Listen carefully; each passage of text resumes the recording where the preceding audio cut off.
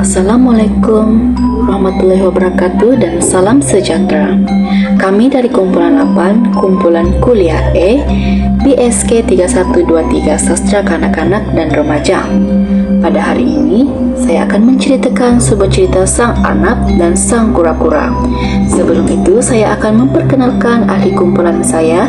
Yang pertama ialah Siti Nurhayati binti Yusuf, Nurliana Yapit, Nurul Izzah binti Cik Zainuddin, Amira binti Murada, dan Nurul Syakira binti Keni. Burung merpati terbang ke taman, singgah sebentar di ranting cemara. Mari dengar cerita aman, penuh pengajaran dan juga ceria. Marilah mendengar kisah kami, yaitu Sang Arnab dan Sang Kura-Kura. Di sebuah hutan yang damai, tinggal seekor Sang Arnab yang sangat laju dan suka bermegah. Dia sering berlari ke sana kemari, menunjukkan kepantasan kepada semua haiwan. Suatu pagi, Sang Arnab terlihat Sang Kura-Kura yang berjalan perlahan-lahan. Dengan sombong, Sang Arnab ketawa besar dan mengejek. Hahaha, lambatnya kamu berjalan. Kalau berlomba dengan siput pun, kamu pasti akan kalah. Hahaha. Sang Kura-Kura yang tenang dan sabar tidak marah. Sebaliknya, dia mencabar Sang Arnab untuk berlumba. Semua haiwan di hutan terkejut dengan keberanian Sang Kura-Kura. Keesokan harinya, haiwan-haiwan berkumpul untuk menyaksikan perlumbaan. Seekor burung hutan ditugaskan sebagai pengadil.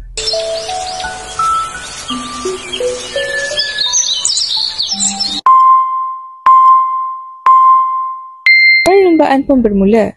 Bersedia, sedia, mula, kata burung pengadil. Sang Arnab melompat laju seperti kilat, meninggalkan kura-kura jauh di belakang.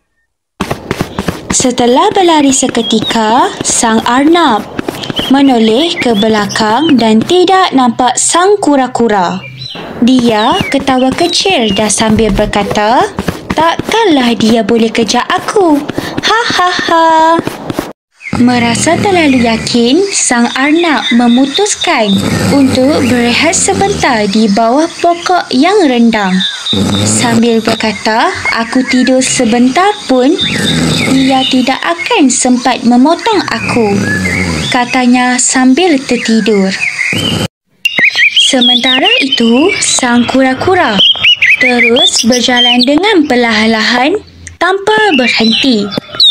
Langkahnya kecil tetapi tidak berputus asa. Beberapa jam kemudian, Arnab terjaga dari tidur dan melihat matahari sudah tinggi. Dia segera melompat bangun dan berlari ke garisan penamat.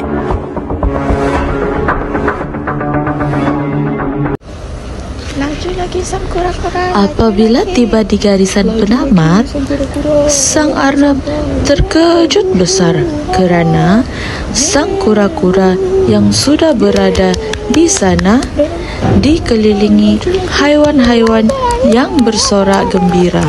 Selepas itu, Sang Arnab tertunduk malu. Dia sedar keangkuhan dan sikap memandang rendah pada orang lain telah menyebabkan kekalahannya. Sejak hari itu, Sang Arnab dan Sang Kura-Kura menjadi kawan baik. Sang Arnab belajar untuk lebih merendah diri dan semua haiwan memuji semangat gigih Sang Kura-Kura.